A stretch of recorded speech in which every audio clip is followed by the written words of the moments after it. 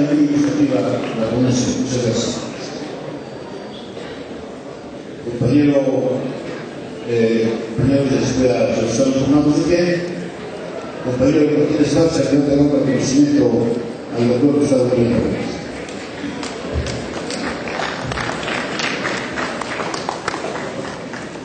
Bien, compañeras y compañeros, después de haber escuchado esta ponencia magistral por parte del doctor Gustavo Fernández Leal, profesor investigador titular a tiempo completo de la Universidad Autónoma Metropolitana, a nombre del Sindicato Mexicano de Electricistas, con fraternal saludo, extendemos el presente reconocimiento por su valiosa participación como ponente de los foros de la clase trabajadora en defensa de la seguridad social solidaria de nuestras pensiones y jubilaciones. Fraternalmente, por el derecho y la justicia del trabajador, a 31 de julio de 2013, firma un servidor como secretario general, nuestro compañero José Antonio Almazán González, prosecretario de Jubilados. Felicidades, doctor.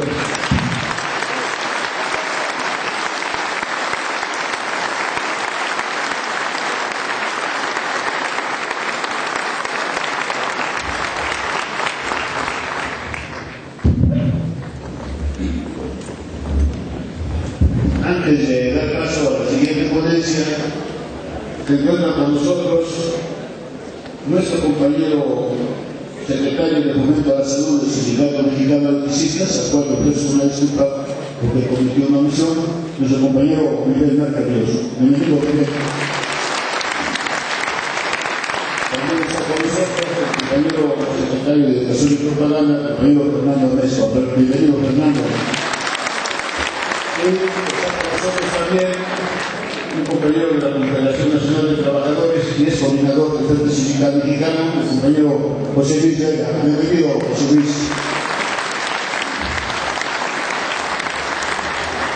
Y desde luego que la siguiente ponencia es a nombre del Sindicato Mexicano de Electricistas, su posicionamiento político y su posicionamiento técnico jurídico para 264, nuestro compañero secretario de Jubilados y presidente de la Confederación Nacional de Jubilados y Pensionados, compañero José Antonio Almazán González. Muchas gracias.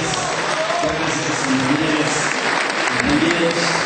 La participación del doctor Gustavo Leal de San Marco y en lo que hace a nosotros voy a abordarlo en un documento que todos ustedes tienen ya en defensa de nuestra cláusula 64 y nuestras jubilaciones. A partir de cifras catastróficas, el gobierno, sus voceros y organizaciones empresariales afines han iniciado una campaña mediática para preparar una nueva etapa en la privatización de la seguridad social y de las jubilaciones y pensiones de millones de mexicanos.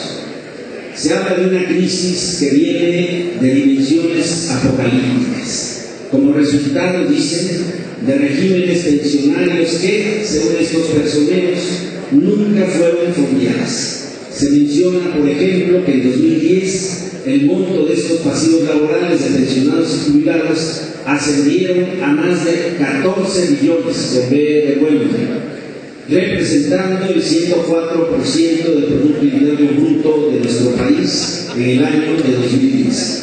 Por supuesto, estas cifras son virtuales, resultados de estudios actuariales, pero que deliberadamente son mezcladas con cifras reales de gastos reales erogados y que finalmente terminan quebrando a organismos descentralizados como Pemex, la noticia ya anda circulando, Comisión Federal de Electricidad, la noticia se dio hace algunos meses, Luz y Fuerza del Centro, ese fue uno de los argumentos del espurio y fascista de Calderón, el IMSS, el ISSSTE, la Banca de Desarrollo y universidades públicas. En el caso de Luz y Fuerza del Centro, las cifras compartidas por el SAE en el libro blanco emitido por la Subsecretaría de Electricidad reconocen un pasivo laboral de 286.831.460.000 pesos, que de verdad es un absurdo, por lo menos deberían comparar las cifras. Para ese mismo año, el SAE, después de dar esta abultada e inventada cifra, dice que el valor de los activos es solo de 132.000, vaya imaginación de esta Pero como vamos a ver, de acuerdo a los propios estados financieros, documentos que buscaron ocultar al conocimiento de la opinión pública del propio sindicato y que hoy obran en nuestro poder, estas cifras son cifras virtuales, impuestas por el gobierno federal a partir de 1995 y que constituyeron una de las causas fundamentales de la quiebra técnica artificial de Luz y Fuerza del Centro.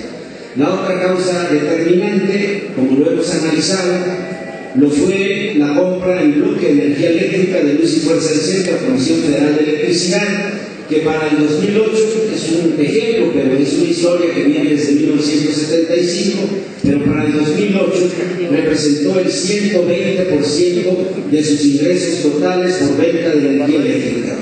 Doy una cifra: en el 2008 lo que vendió Luz y Fuerza por concepto de tarifas eléctricas fueron un poco más de 50,000 millones de pesos. Bueno, en ese año se le pagó a Comisión Federal de Electricidad 60,000 millones de pesos. ¿Quién provocó la quiebra? El gobierno federal. ¿Cuáles fueron los argumentos y los hechos? Un elevadísimo precio en la compra de energía en bloque a Comisión Federal de Electricidad y un incremento desorbitado, maquillado con cifras virtuales de los llamados pasivos laborales. Esta es la historia que vamos a contar, es los documentos, las cifras que aparecen en el documento que les hemos entregado. Primero, el derecho a la jubilación lo alcanza nuestro sindicato con el contrato de 1932 en su cláusula 55, a la cual yo doy lectura para que vean la naturaleza con la que nace este derecho conquistado y merecidamente alcanzado por nuestro sindicato. Dice: mientras se expide alguna ley sobre jubilaciones, las compañías estarán dispuestas a discutir con el sindicato la jubilación de aquellos trabajadores que hayan estado al servicio de dichas compañías durante un largo periodo de tiempo, no menor de 25 años, tomando en consideración este periodo, su edad, estado de salud y servicios. Aquí este derecho nace con una posibilidad de partes, es decir, operando la bilateralidad con la que nace la relación laboral entre el sindicato y esa legendaria empresa canadiense, la Mexican Life. Pero ya en el contrato de 1934, este derecho se establece como una obligación tal y como se lee en la cláusula 44 de este contrato, que dice: las compañías se obligan a jubilar a sus trabajadores amparados por este contrato de acuerdo con la siguiente tabla. Ustedes pueden ver la tabla, es una tabla que ampara este derecho, con este derecho, a partir de un criterio de edad y de tiempo de servicios, hasta un 75%, y en el caso de los trabajadores incapacitados, de un 65%. Esto es muy importante para entender lo que sigue. Es decir, la primera obligación en cuanto a derecho adquirido se logra a través de un contrato, se logra a través de una prestación que antecede a la creación del Seguro Social y el sistema de pensiones que nace con el Seguro Social en 1943. Y lo que se obtiene finalmente en el contrato de 1936-37 es una característica que luego poco se comenta, porque asociamos el derecho de jubilación a una sola partida, y no. La cláusula 64 remite a la cláusula 44 del contrato de 1934, cuando dice que el fondo de reserva será para cubrir en todo aquello que se exceda de la obligación de la empresa en 1934. Y esta parte es fundamental para entender a profundidad cuál es la naturaleza del derecho a la jubilación en tanto un derecho contractual y cuáles son las naturalezas del fondo de reserva para la jubilación. Ustedes van a ver aquí, en esta explicación que estoy dando, un cuadro que preparé con los estados financieros de la Mexican Life. ¿Cómo reconoce este fondo de reserva la Mexican Life? Aquí está el cuadro. Los datos que tengo a la fecha, porque estoy en busca de más, señalan lo que como pasivo diferido, es decir, el fondo de reserva, aportaba la Mexican Life desde 1949 a 1960. Ustedes van a verificar esos datos hay que hacer la conversión de pesos canadienses a pesos mexicanos, porque van a quedar relacionados con los datos que todavía aparecen en la cláusula 64 cuando hablan del fondo de reserva y remiten a la obligación cada 1 de mayo de cada año de aportar a ese fondo 16.400 milésimas del total de los salarios de los trabajadores de planta, del total de los salarios de los trabajadores de planta cada año.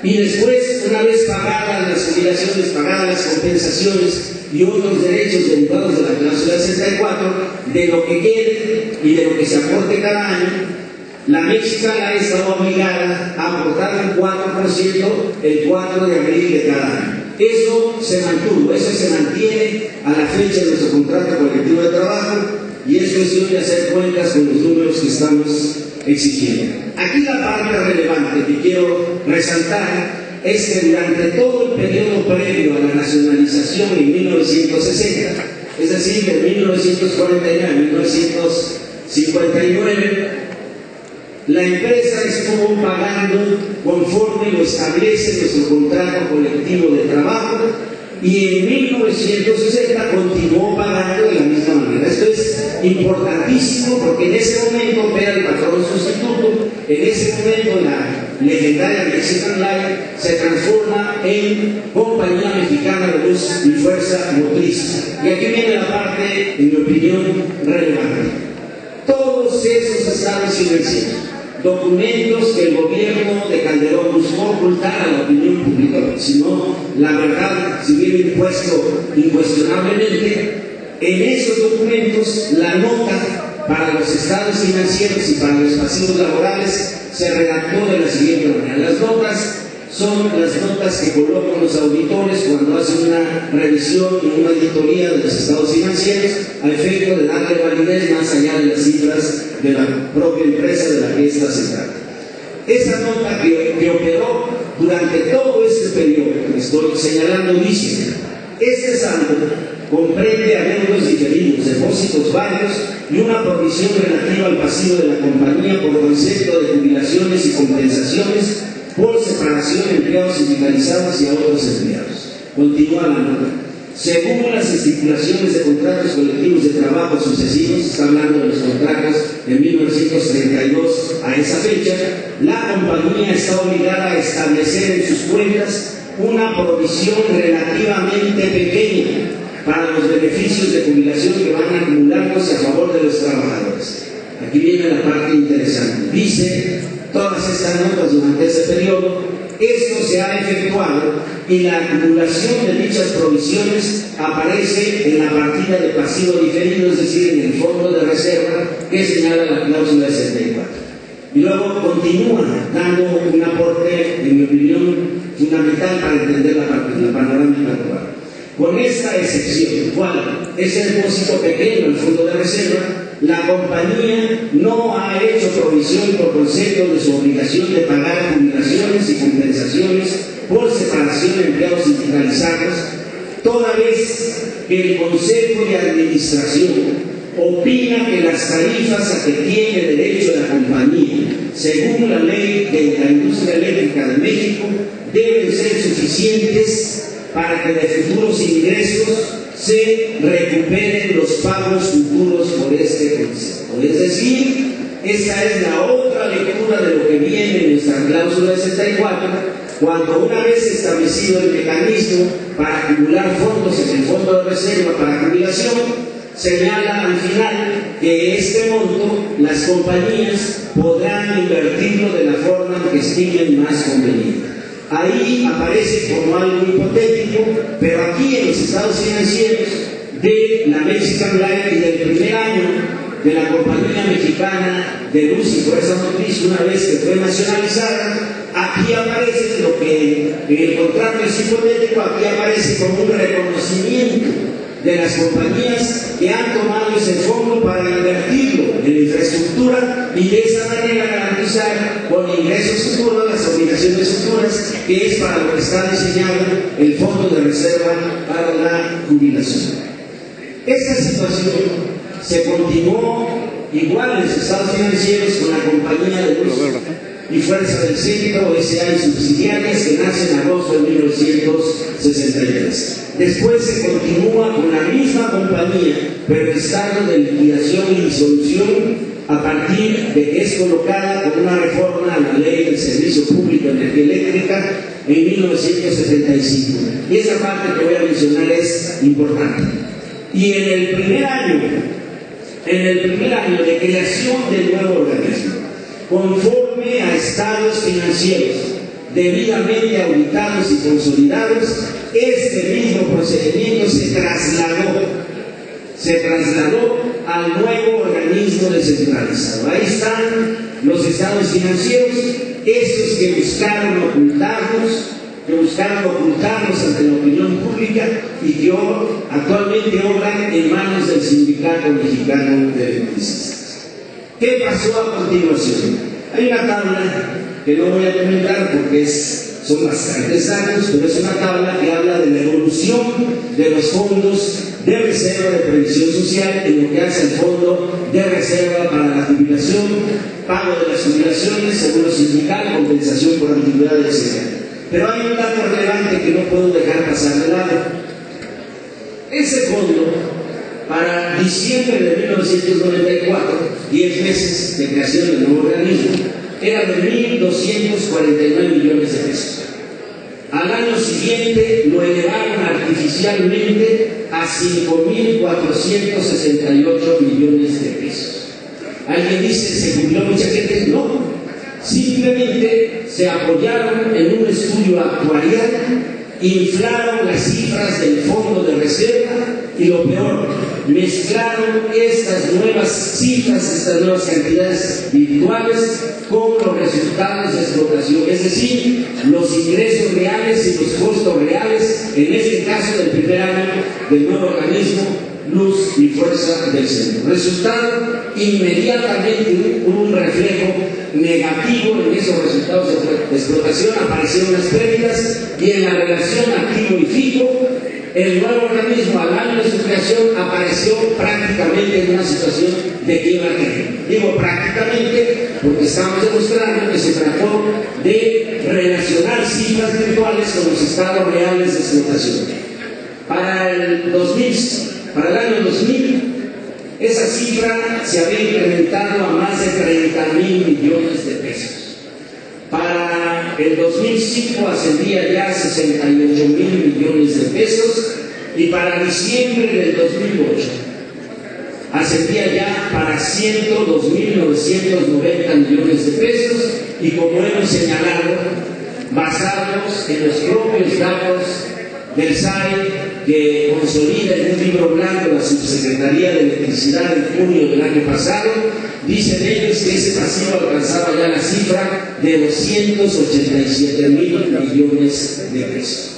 Esta es la realidad del problema que estamos analizando y, por supuesto, marca una perspectiva y una ruta en la lucha de nuestro querido Sindicato Mexicano de Electricistas. Termino con lo siguiente. El gran problema del gobierno federal y de su ente liquidador, el SAE, es precisamente la imposibilidad jurídico-constitucional de extinguir los bienes de Luz y Fuerza del Centro, que son afectos a la prestación del servicio público de energía eléctrica y que están siendo operados por Comisión Federal de Electricidad, a la fecha por un convenio ilegal e inconstitucional llamado Comodato. El Fondo de Reserva de Jubilación, pero también otros fondos como el Seguro Sindical, fueron invertidos, como hemos demostrado, desde su creación en la infraestructura eléctrica en la región central del país. Por lo tanto, sean filiales, organismos, divisiones, con el nombre que le quieran poner, y bajo la forma que adopte la prestación del servicio público de energía eléctrica, el Estado mexicano tendrá que asumir su plena responsabilidad en los términos del contrato colectivo de trabajo en la garantía del Fondo de Reserva de Jubilación de los más de 20.000 jubilados y hoy, como parte del triunfo que estamos conquistando, de los cerca de 1.400 compañeros de la Resistencia que van a ser jubilados en fecha próxima. Nuestro camino es firme y seguro. Vamos a recuperar nuestro trabajo y continuaremos peleando por la renacionalización de la industria eléctrica y la protección y renacionalización de la seguridad social y de los sistemas de pensiones y jubilaciones. Unidos venceremos, compañeros.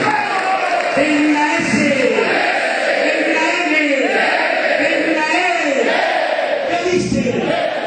No se oye, pero escuchen los vendepatrias. Muchas veces.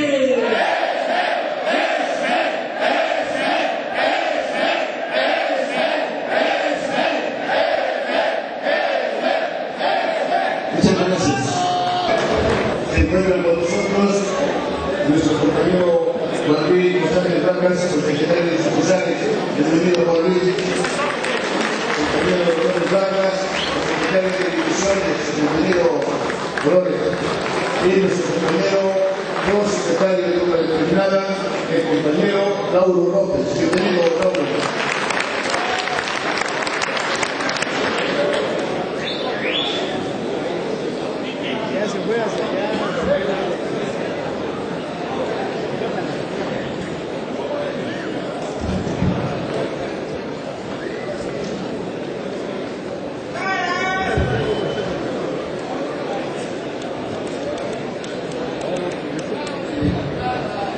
Compañeras y compañeros, aquí hay una entrega y es a nombre de la Confederación de Jubilados Pensionados Mayores de la República Mexicana.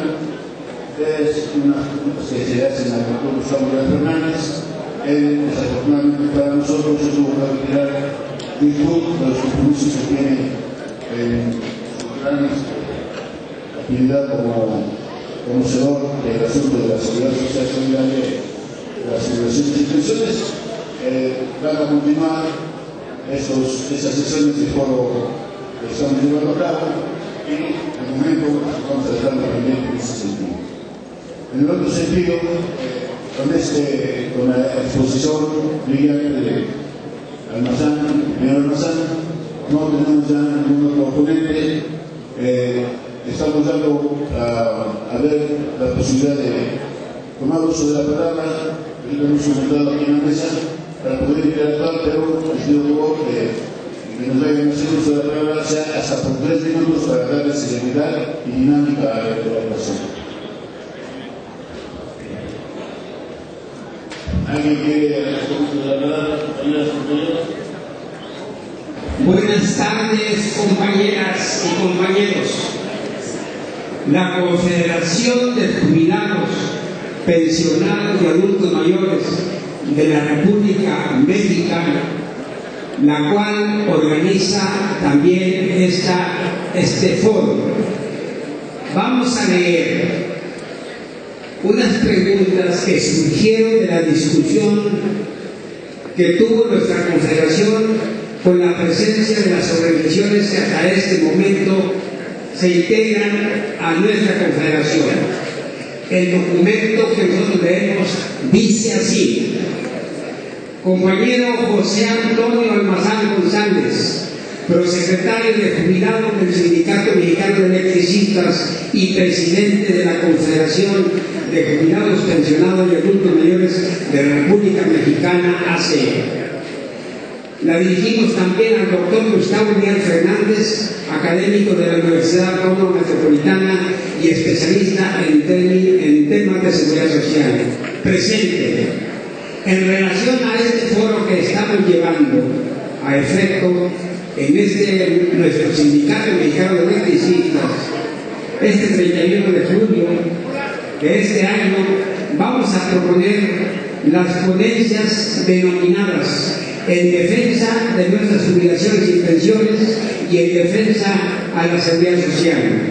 Nos estamos permitiendo formular a ustedes, compañeros ponentes, las siguientes preguntas, mismas que por la importancia e interés que revisten, mucho agradeceremos, fueran respondidas, discutidas de manera amplia y personalizada durante este evento.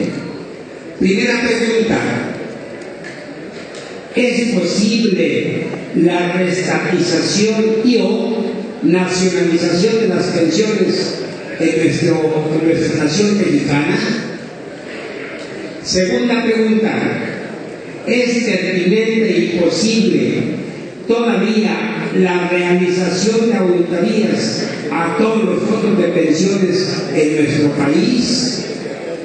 Tercera pregunta: ¿con la unidad combativa de los trabajadores activos, los derechohabientes, los compañeros jubilados pensionados y los adultos mayores, es factible aún la aprobación de las leyes del Seguro Social 1995, 1997 y del ISSSTE en 2007?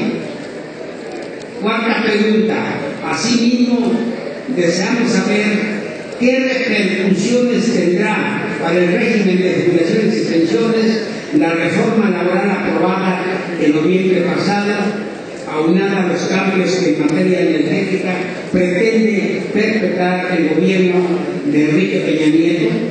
Y por último, quinta pregunta: en el caso específico de las y los trabajadores sobrecargos de Mexicana de Aviación, ¿es posible que al llegar a la cesantía los despojen del derecho a la pensión del IMSS a quienes ya cumplieron las semanas cotizadas requeridas, pero no así la edad reglamentaria? Con estas preguntas nosotros nos despedimos por el momento. Nos estamos permitiendo transmitir a ustedes nuestros más calurosos saludos. Comité Nacional de la Confederación de Jubilados Pensionados y Adultos Mayores de la República Mexicana, AC, señalada en México y confederada el 31 de julio de 2013. El lema de nuestra confederación es: por la defensa y superación de las jubilaciones y pensiones de los trabajadores y del pueblo de México. Estas preguntas, compañeros, quedan para que, si es posible, después de las intervenciones de los compañeros ponentes, nos lleven a reflexionar y dar una respuesta más extensa, si es posible, en este momento o después. Queda en este foro las siguientes preguntas y las entregamos al compañero José Antonio Almazán González. Gracias, compañero. La sesión de comunicación por el de comunidad que llegan al Estado a través de su correo de las ciencias. En todo caso, si no quieres en un momento de muchas gracias, compañeras y compañeros asistentes al foro.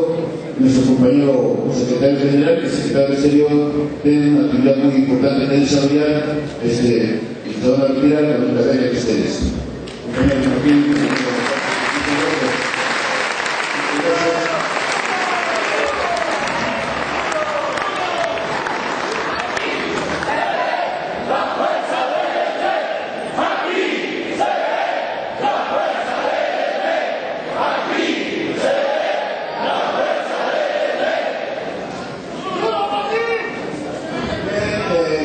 Con nosotros ya el compañero Moctezuma, pertenece al sectorial de adultos mayores del Distrito Federal. Tiene la palabra hasta el poder de nuestro adelante, Moctezuma.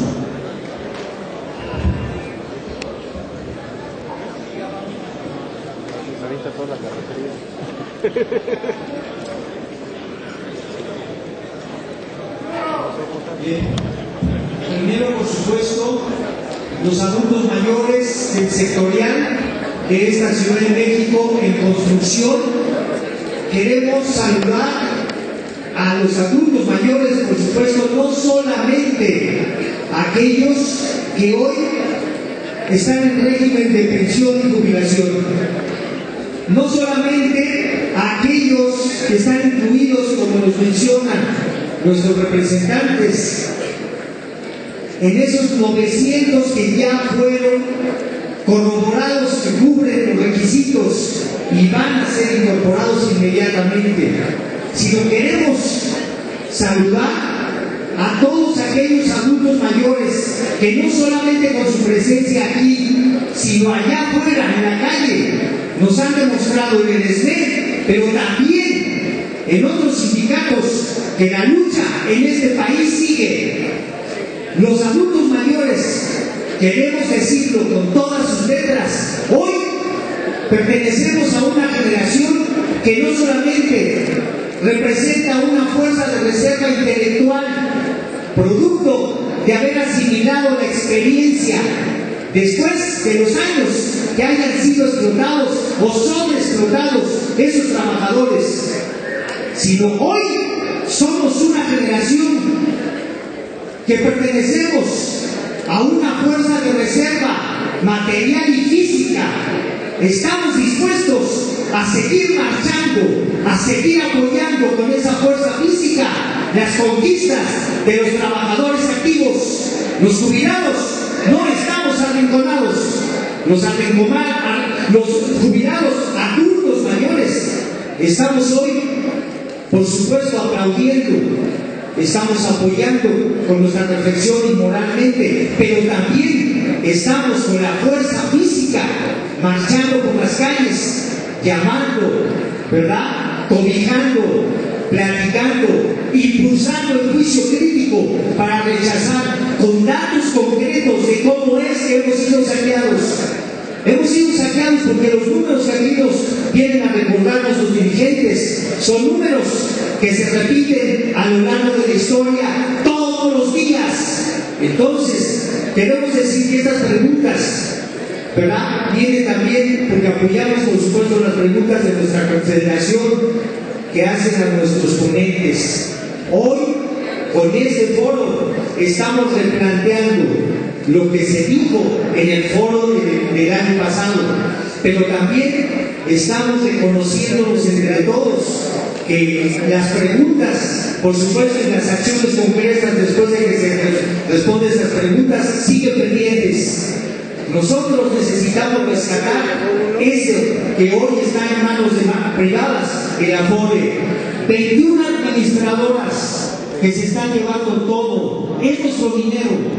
Es precisamente como lo recuerdan aquí con sus reflexiones y revisando las tablas con los números concretos, cómo es que seguimos cotizando, pero empezamos a cotizar hace muchos años, pero eso se nos sigue robando. Entonces queremos invitar a todos los compañeros, a adultos mayores, aún aquellos que no son jubilados o pensionados, que se sumen a la lucha.